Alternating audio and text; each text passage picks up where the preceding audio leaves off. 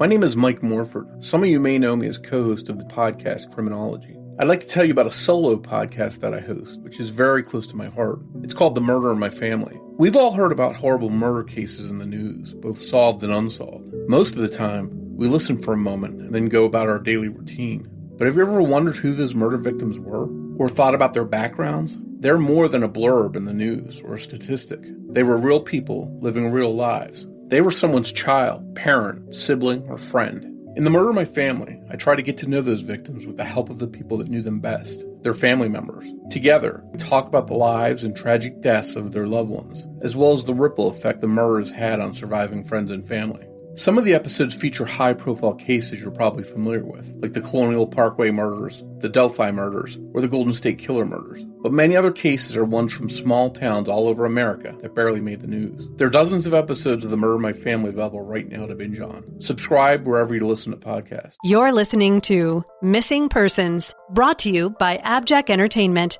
Be sure to check out some of the other great true crime podcasts from this network, including The Murder in My Family, DNA ID, Scene of the Crime, 3 Men and a Mystery, All Things Crime, and Zodiac Speaking. All of these podcasts are available for you to binge on right now, wherever you listen to podcasts. Subscribe where you're listening to this podcast so you don't miss an episode. The views and opinions expressed by guests on this podcast do not necessarily represent those of the podcast, its creators, or sponsors. If you would like to discuss a missing persons case on this podcast, please be sure to visit missingpersonspodcast.net. This episode may contain unsettling or disturbing subject matter. Listener discretion is advised.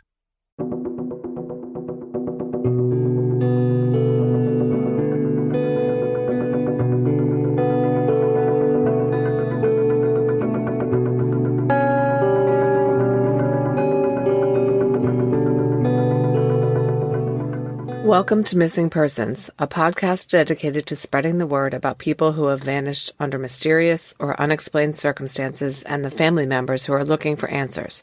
I'm Jess Betancourt. And I'm Mike Morford. Together we created this podcast to help give a voice to people who continue to look for their missing loved ones. In some cases, even after decades have gone by. In each episode, you'll hear from Jess giving listeners the backstory and the basic facts of the disappearance. Then Mike will speak with someone who's intimately connected to the missing person, and his guest will share their story with us. Please stay tuned at the conclusion of this episode to hear about our Patreon program and our commitment to help find people who have gone missing. We'll also share with you where you can find more information and how you can join our team and help our efforts. You'll get recommendations for other podcasts we think you'll enjoy, and more. So sit back and enjoy this episode, and who knows, maybe you can help us find someone who's missing. Episode 36, Ryan Duncan. Ryan William Duncan was born on October 6, 1974. In 2018, he was 44 years old and had 5 children, but he was going through some personal struggles that involved drugs and psychological turmoil. He moved from Winnipeg to Calgary, Alberta, Canada on July 1st of that year to be closer to psychiatric treatment he had lined up. He was also looking for work. Before these personal struggles arose, Ryan had been employed as the Winnipeg branch manager for a construction management company, as well as holding some other jobs in the past. He was trained as an engineer, but was no longer working in that capacity. On Tuesday, July 17, 2018, a Royal Canadian Mounted Police officer came upon Ryan's rental SUV on the side of the road. This was in the North Okanagan area of British Columbia outside Lumbee. Reports are that Ryan had been in the area looking for work and was traveling back home to Calgary when he ran out of gas. Ryan was sitting outside the car, which was parked next to a field. The RCMP officer pulled over to inquire as to why he was stopped there. The officer learned that Ryan's vehicle was low on fuel and he was unable to get back to Calgary because he had no money. And Ryan's cell phone would not charge because the charger he relied on required the car to be running. The officer gave Ryan a ride into town, and where the officer later said Ryan got gas and charged his phone. It is believed by his family that he then walked back to his car, about a 10-minute trip on foot. However, the RCMP seems to believe that it's a possibility that Ryan never left the Lumbee area. The RCMP officer later called Ryan's mother and told her that he had been with Ryan, who had been trying to reach her to get some money. It's not clear whether Ryan himself had tried to contact his mother, because on the 17th, he posted something about having a bad day and having to ditch his phone. His phone was never used again after that date, and he made no more posts on social media either. The RCMP officers said that Ryan seemed depressed. So Ryan was seen and assisted by police outside Lumbee, but his vehicle was later found abandoned in Vernon, British Columbia, a distance of about 25 kilometers. It was located near the Vernon Upper Room Mission, a church and soup kitchen that provided services to people in need. It's not clear whether his cell phone was working, but there are reports that Ryan had gone to the mission to use the phone twice to call his mother on the 17th. The rental SUV was found 3 days later on the 21st, parked near the mission with the driver's side rear window smashed. Ryan's mother, Irene Duncan, who is our guest today, believes that it was her son who drove the rental car to Vernon. However, we have read that the RCMP believes that it's possible that someone else drove the vehicle to that location. Some of Ryan's possessions, such as his bank card, were in the vehicle, but there was no sign of Ryan.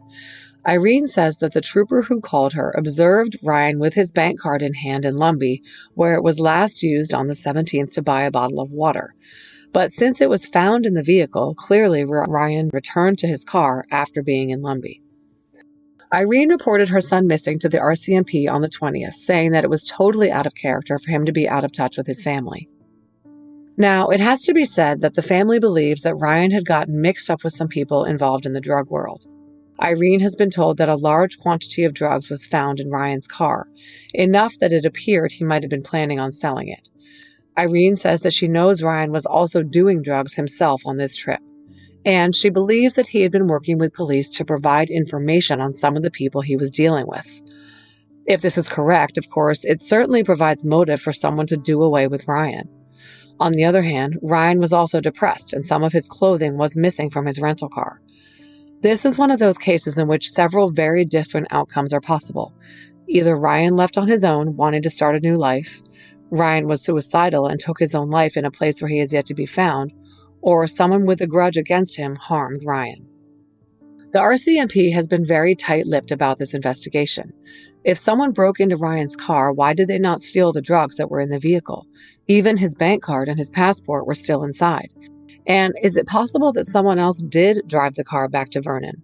We may never know, as Irene does not believe that the RCMP properly processed the vehicle. It does seem as though the RCMP is treating this case as foul play. They have conducted a land search for Ryan in the Lumbee area, but as the family has pointed out, they believe he actually was last seen in Vernon. To Irene's knowledge, police never searched the scene near the abandoned car, which is the most likely location to have clues to Ryan's whereabouts. In a 2019 press release, Royal Canadian Mounted Police Constable Kelly Brett stated, quote, "Investigators with the Vernon North Okanagan RCMP Special Victims Unit continue to investigate Mr. Duncan's disappearance. As often the case, an individual's circumstances can change with time, which might make it easier for a person or persons with information about Ryan Duncan's disappearance to now come forward." The wording of this press release is interesting. It's clear that the RCMP believe that there are people out there who know what happened to Ryan, and they are urging them to come forward with information. With the reference to individuals' circumstances changing, it seems as though they may have specific information that loyalties may have shifted or priorities changed, which could lead to someone talking to police about what happened. When Ryan Duncan disappeared, he was 6'1" tall, weighed 170 pounds, and had light brown hair with gray or blue eyes. His clothing was jeans and a dark-colored t-shirt.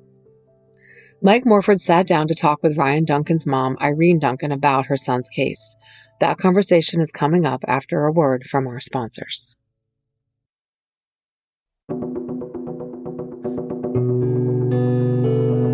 Welcome to Missing Persons, Irene. I want to thank you for coming on to discuss your son Ryan's case with us. Thank you. We're going to definitely try and bring some attention to this case and let everyone know that it's unsolved. It's going on the 3-year anniversary since Ryan disappeared, and it's a really baffling case. And I'm hoping that you can help us to understand it a little bit better, because there's a lot of clues and twists and stuff. Before we get into all of that and try and make sense of all that, can you start off by just telling us a little bit about Ryan? He was a very intelligent, very athletic person. He was an engineer. And suddenly, at the age of 40-something, 44, 4, I guess, he got involved in drugs and I believe some alcohol, although he didn't drink a lot and never did touch alcohol for years. I don't really know what happened in his life to get him to that point. I know sometime before that he was speaking with a psychologist online, someone in Vancouver, but I found out about that after the fact because he was trying to get me to hook him up with a psychologist, and during that conversation he mentioned, and he said he had stopped because it was really expensive. And so I tried in Manitoba, and there was just nothing. Every psychologist I called, there was a message that simply said, if we have any openings, we'll call you back, leave a message. And needless to say, I never heard anything, and there really weren't any facilities that he wanted. He really wanted one-on-one with someone, and it really wasn't me that he wanted, even though he knew he had my full support. So he was on the computer, and he found a place in Calgary where he could go for psychological help as well as treatment for the addiction. And so he left on July the 1st of 2018 and went to Calgary. He'd been down a bit prior to leaving. And actually, I don't know if all of this was prompted. He was working with a detective prior to him leaving for a few months to turn in certain people. And that certain person happened to come to our house. And that was something that I had agreement with him that none of these people would ever come to the house. And he agreed. And this person unexpectedly came to the house. Only I didn't know that it was this person. But, and hung out during the day. I asked Ryan, when I found out, to take him outside. I didn't want him in my house. So he hung around outside. He came around 9:30 in the morning and was still here about 3:30. And someone called the police, I guess. I don't know if they overheard conversation outside regarding drugs or whatever it was. But Ryan got blamed for that call. Now, Ryan didn't make that call because Ryan was in his full sight the whole time. There was no time that Ryan was not within his sight. So obviously Ryan didn't, but they decided he had. And right after that, Ryan's personality really changed because I think he was really afraid that he had turned someone in. So anyway, he went to Calgary, and 2.5 weeks after he left, there was another person with him that was here, a female who was married to actually a parole officer, but she was a meth addict. And I had told her previously that I did not want her on my property. But she was with him, and so I don't know. I know they took him to jail and told her to go home. But anyway, she called about 2.5 weeks later and said, "Is Ryan gone yet?" And I said, "Yes, he's gone." And I wasn't thinking fast enough because I had her blocked on my cell phone, but I didn't have her blocked on my landline. And that's where she called. And I thought, okay, is there some connection here between here and Calgary and BC? And he was really happy once he got to Calgary. It was almost like a relief for him. And he did well in the program. And then on the 15th, I guess it was on the 14th, someone contacted him for information on building something in BC, Kelowna area, something river. And anyway, he pondered about going and said, no, I'm not going to bother. And on the 15th, he decided he would go quickly and go back to Calgary. So the morning of the 15th, he left. He left his personal possessions in his apartment that he had rented and just never came back. Just disappeared just like that. Yeah. He met this person in, I don't know if it was Kelowna or Kamloops. But anyway, he went back to Vernon. I know that for a fact because he called me on the 17th. And I also know that when he met that person, they did participate in drugs because he told me on the 16th when he called. And that was about it for the 16th. And then on the 17th, he was still in Vernon because he called from a place called something Mission. And it was just before lunch BC time. And then he called me again just after lunch BC time. And he was wanting me to send him money. And I had been sending him money. But every time I sent it, it was to a different email or via the money transfer thing. What's that called? Western Union or something? Yes, Western Union. And so I didn't know how to send it. And plus, when he called, I was in a meeting, and I couldn't really talk. And I said, I'll call you later. And I called, and I called, and I called, and left messages. And I said, tell me how you want the money sent. And I just never got a call back. And apparently on the 17th, he was, his vehicle was on the road. An RCMP officer drove by and stopped because it had Manitoba plates, and found him sitting on a bale of hay or something in a field, and asked him, what was the problem. And he said he was out of gas and he didn't have any money, and he was waiting for me to send him money, and etc. So the RCMP officer offered to take him into town and get him some gas to get him going. And he told the officer that he was wanting to head back to Calgary.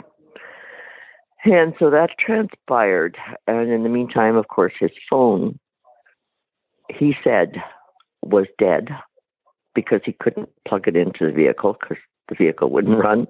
And so they got the gas. And before they left, Ryan got his bank card out of the vehicle, put it in his jeans pocket, from what the officer told me. And so I thought, okay, fine. And they went to the gas station, and that was the last purchase on that bank card, was a bottle of water at the service station. And they then went to the motel, and they sat there for a while and chatted. And while Ryan supposedly charged his phone. And I guess throughout the conversation, the officer suggested that he spend the night there. And he said he would. So when the officer left, after he left, he called me. And he said, has he been sad lately? And I said, yes, off and on, he certainly has. And he said, well, I've convinced him that he's going to stay at the hotel. And I said, well, how can he? He doesn't have any money, and I don't know where to send it. And he said, well, he said he's going to spend the night there. And I thought, okay, I wasn't quite buying that, but I could see where Ryan would have told him that just to get the officer to leave, which he did. And anyway, the gal at the hotel said that she had seen him walking away, but she didn't know where he had gone because she hadn't really watched him. And I mean, I know that obviously he went back to his vehicle and drove it back to Vernon. Do you know how far of travel that was from the hotel back to his car? Not far. It's about 15, 20-minute drive. Okay, so he either walked all that way or maybe hitchhiked or something. Oh, to his vehicle? Yeah. Or to Vernon. To his vehicle, it would have been probably a 10-minute walk, which he walked a lot. He was very active physically. And the RCMP wouldn't believe me. They said, no, the officer said he was staying in Lumbee, and that's where he was. And I said his vehicle was in Vernon and was parked on the street just up from the mission for 3 days. It was broken into on the 20th, which is when I reported him missing. And his bank card was on the floor of the vehicle, which was his MO, because he didn't like it in his jeans pocket when he was driving. So he would just chuck it on the floor. When he needed it, he would pick it up. And that's where it was. And they would not believe me that he was back in Vernon. And I have found out since that apparently at that time, he had a lot of drugs in his vehicle and a gun. And he later met two fellows in Vernon who also had guns. And I don't know what went on after that. Can you say how you were able to find out that he met up with these other guys that had guns? PI.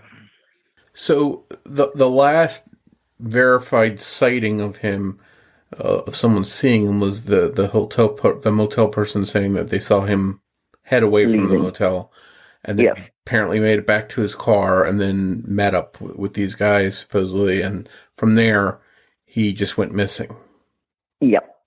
Now, his car, you mentioned, was in that spot for a few days, and someone actually broke into it. Was there anything stolen? Did they use his card at all? Do you know?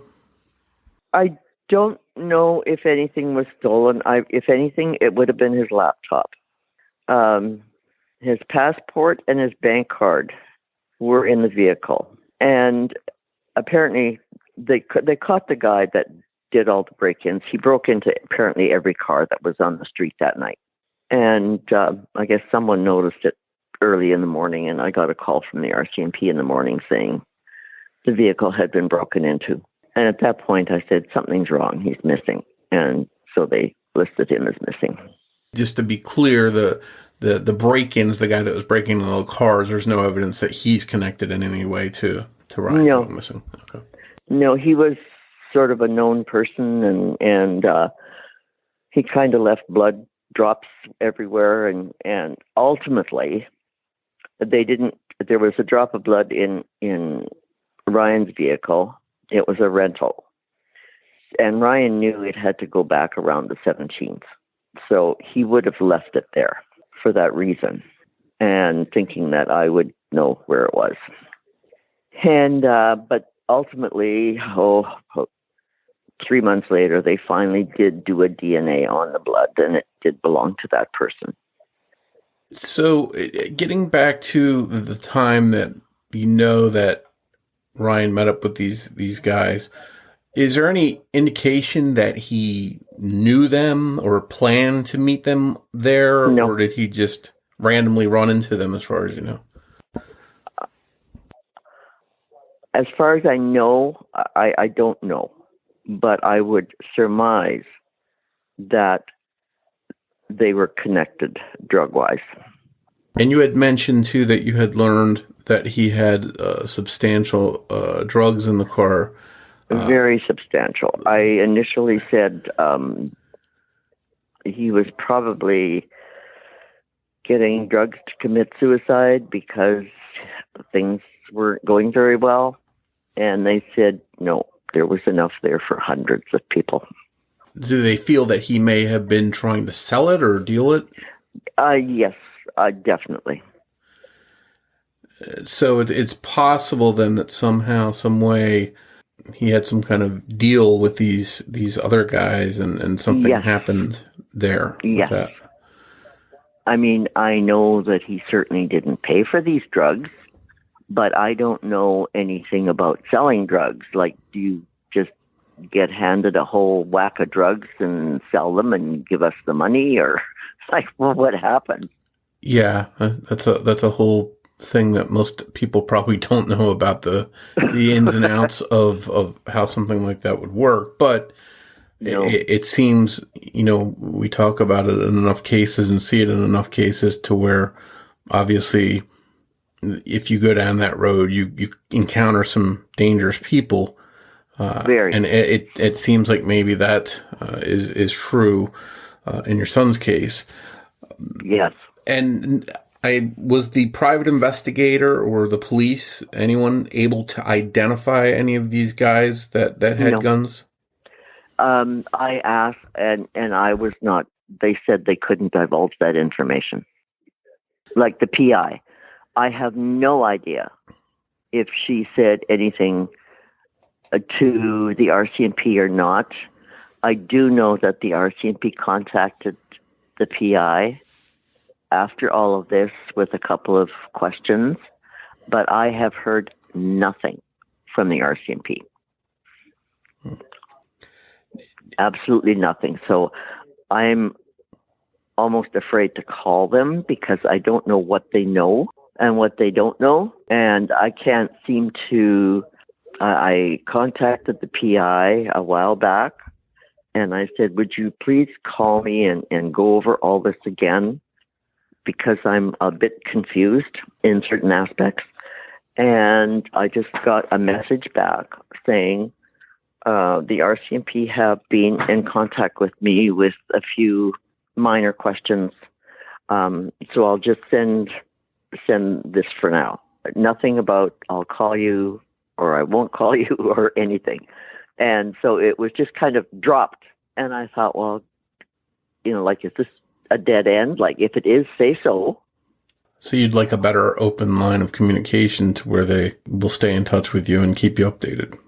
Yeah, and there's been none of that. So it's kind of confusing me because when they called to tell me all this information, initially, when the vehicle was broken into, I had it towed to, a towing company because the dealership was closed it was a weekend. And then from the towing company, they towed it to the dealership. And of course, it didn't have a key in it. So the dealer ordered a key immediately. And I mentioned to the PI that there was no key in the vehicle when it was towed. And when she called me with all that information, she said, oh, and by the way, there was a key. And which didn't really hit me till much later. And when I messaged her to say, could you call me and just kind of go over a couple of things, I said, I know there was a key because he ordered it. Like, it doesn't mean that Ryan was anywhere near the vehicle or that somebody drove it there. I knew they hadn't driven it because they had to tow it. So, I don't know. You get different stories from different people and you just don't know. The police seem to think there's a strong chance that Ryan met with foul play. Do you know what they base that on? I have no idea. No idea. But that was initially what they posted when they posted the missing person. And that can't be too comforting for you to know that. No. Yeah. My only question is, and I can't get answers to it, is the vehicle was loaded with equipment, tools, suits, dress shirts. It was an SUV, and it was just packed. The back seat, the whole back of it, everything. And it was sitting at the dealership, and of course, the window was broken, so it was not really locked. And on just after the August long weekend, I called because I kept calling thinking I had to come and pick it up, not knowing that there was a rental agency in Vernon that it could go to. But at that time, I didn't know that. And when I called just after the August long weekend, the owner of the dealership said, the vehicle has been completely stripped. There's nothing left in the vehicle. And I said, what do you mean? And he said, everything's gone. I said, okay. The passport and the bank card were put in an envelope in the glove box. Is that still there? He said, no, just the empty envelope on the floor. Everything's been taken out. Now that also is Ryan's MO. Any empty envelope on the floor, don't need it. On the floor, don't need it. And I can't see someone else, if they're going to take the passport and the bank card and just chuck the envelope on the floor, they're going to take the whole thing. And why would they want his suits and his dress shirts? Yeah, unless maybe perhaps they were going to try and sell them and get money or whatever. But you seem to think that maybe that's a sign that Ryan took that stuff. Yeah, I still firmly believe that. It happened apparently over a period of 2 nights. And of course, there's no video cameras, nothing in Vernon anywhere or at the dealership. So, but I still firmly believe in my mind that it had to be Ryan that took that stuff, because I was sending him emails saying, your car's been towed to such and such a tow shop. Your car's been broken into, whatever, and your car's now at the dealership, and the name of the dealership. And hacking into his emails and his Kijiji accounts and everything else, they appear not to have been read. However, I do know that you can read an email and then mark it as unread. So he may or may not have read them then. Exactly. So in this time, you know, he's missing, then his car, his belongings are taken from his car, they disappear. Were there any searches done of the area for Nope. Ryan or his possessions? Nope. They didn't do a search until just this past October, almost a year ago, in Lumbee, because they insisted that he stayed in Lumbee that night. So it seems like there's definitely some issues here, because there's not even full agreement on where he actually was when he disappeared. That's the first problem. They wouldn't believe me. And I said, look, he had his bank card in his jeans when the officer was with him. His bank card was on the floor of the vehicle. Do you not think that he went back to his vehicle? Oh. Well, we're going to search Lumbee. And then one officer I talked to, I said, it's really getting a bit late to be looking for a body at this point. I said, there's so many animals and bears and stuff in forests that it's highly unlikely you're going to find a body. Oh, well, you never know. A plane went down in the 60s, and we just found it the other day. Yeah. And I thought, well, gee, the last I looked, my son's body wasn't made of steel. Yeah. And that's, it seems like there's some hurdles there right from the beginning. Did having a private investigator help navigate any of that or overcome some of that stuff? Yeah, as far as him going back to Vernon. But then it kind of stopped there. And like all his emails, everything stops on the 17th. And at one point on the 16th, there was something on Kijiji, I believe, that said, had a bad day, had to ditch my phone. Well, he didn't ditch his phone, but he stopped using it and turned it off, obviously, because I couldn't reach him on the 17th. And he wasn't using his phone on the 17th. He was calling me from the Mission and those sorts of places. Here we are years later now, 3 years, this past July, and there haven't really been any organized searches, and where they search may not even be where he went missing from. It sounds like there's just a lot of loose ends that you're trying to put together, and hopefully the police are going to put them together. But it sounds like you're not overly confident in what's been done to this point. No, I'm not. And even the officer that he spoke to in Lumbee, who called me and said, I got him some gas, he can get going, but he's going to need money for more gas. And in his report, he mentioned nothing about getting him gas. And when they asked him in the office, she says, you got him some gas. No, I didn't. So, who's right? Was he lying to me? Obviously not, because he got back to Vernon. Yeah. Well, and the point is, if he's lying either in the report or he's lying to you, why is he lying? Exactly. It's got to be very frustrating for you as a parent, wondering where your son is, to bounce through all these different hurdles. Do you have any websites or anything set up, any social media pages set up for Ryan so people can learn more about his case or provide information, that kind of thing? Well, we've set up his own Facebook page, but there's been nothing on it. And I mean, I've posted on Facebook constantly, continuously. Please Bring Me Home was looking after his case, or sort of,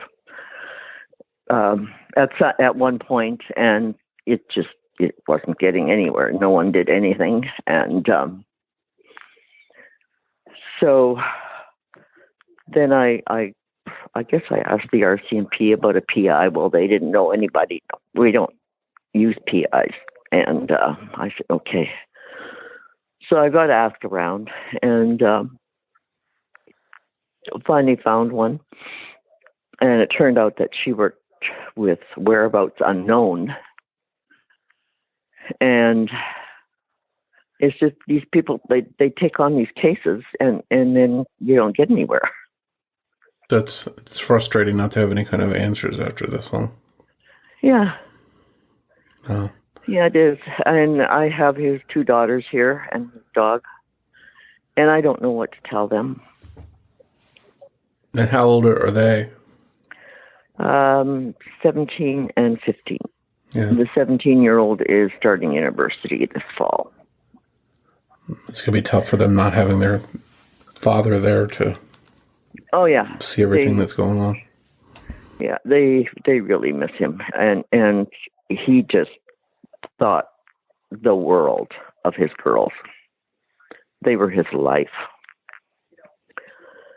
And the first year, not hearing from him on her birthday, they both had birthdays in October, and they always celebrated them together.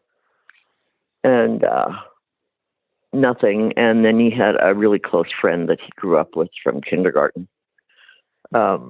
She also has a birthday in October. And she said, Ryan, no matter where he was, he never missed calling her on her birthday. And he hasn't called her since. Again, that's going to be really tough for them not to know where their father even is. So at this point, are you giving up hope? Where do you stand now? Are you still hoping against hope that he's out there someplace? Or do you think that he did meet with foul play, and at this point you would just want to bring him home and give him a proper memorial or something? I go both ways. I have days where, I just want to find him and know where he is in whatever state, or I feel many days that he's still out there. But that's a tough world to be in for 3 years. Yeah, I can't imagine as a parent being in that situation. Just that we're 3 years after, a lot of times people start to talk, there start to be whispers, there start to be rumors. Have you heard anything from anyone about any possibilities or theories or rumors about what might have happened? Nothing. Absolutely nothing. And again, based on what you're experiencing with the police, it doesn't seem like they're giving you any answers either, and no, nothing coming from them. No, the only thing the PI said was when I asked her to call me, and she just sent me a quick message back. By the way, there was a key, and I heard from the RCMP they just had a couple of inconsequential questions, and so the RCMP are working on it again. And I thought, yeah, right. Oh. I'm glad you've got hope. They haven't worked on it so far. Why would they be working on it now? Well, let's hope that they somehow do, and they're going to get their stuff together and get on the right page. And because at this point, it sounds like you need some help, and you need someone to do the job the right way and try and figure out what happened here. And I hope you get some kind of answers and figure out what happened, so you don't have to wonder for the rest of your life where your son is. Yeah, it would be nice. I wish I could just pack up and go to BC and look, but I really can't because I've got his daughters and I've got their dog, and plus I'm 75 years old. So it's just not that easy for me to pack up and go. I would have to get someone to look after the girls and the house and the dog, and it's just, I wish I could, but I can't. Again, I want to thank you for coming on to discuss Ryan's case with us and help us get to know it a little bit better and understand what happened. And we'll do our part to try and spread the word and let people know to keep their eyes open and come forward if they have any information. So again, thank you for coming on, and best of luck in trying to get some answers. Well, thank you so much. We hope you enjoyed this episode of Missing Persons. If you can provide any information to help solve the case we discussed in this episode, we hope that you'll contact the appropriate authorities. We hope that you'll tell your friends about Missing Persons and invite them to listen to the show. Word of mouth will really help us grow. And if you'd like to help us reach new listeners, please be sure to rate and review Missing Persons on the platform you're listening to us now on. We'd like to tell you a little bit about our Patreon program. If you visit patreon.com/missingpodcast, you can sign up to help this podcast through ongoing monthly support. As a thank you, we'll give you an on-air shout-out, a thank you card and sticker, plus you'll get ad-free early access to every new episode of Missing Persons, as well as any bonus content. Your Patreon support also goes directly towards helping the missing, because every dollar that we earn through Patreon will be split with charlieproject.org. In this episode, we'd like to thank Leslie Ann Howard. Your Patreon support will really go a long way towards helping. We hope you'll consider supporting the show. Just a reminder, new episodes of Missing Persons drop every other Saturday. If you want to find us on social media, you can search Facebook for Missing Persons Podcast. We're also on Twitter with the handle @missing_pod. And of course, you can always find us on our website, missingpersonspodcast.net. As we wrap up this episode, Jess and I would like to play a preview for you for a true crime podcast we think you'll really like. It's called Crime and Crime Again. Be sure to give it a listen. On behalf of Jess Betancourt, this is Mike Morford saying thanks, and we'll see you next time on Missing Persons. Hi, I'm Chelsea, the host of Crime and Crime Again. On my podcast, I cover lesser-known true crime cases. I tell the stories that you may not have heard before. Join me in bringing light to the stories of the missing and murdered, and being a voice when their own has been silenced. You can find Crime and Crime Again anywhere you listen to your favorite podcasts.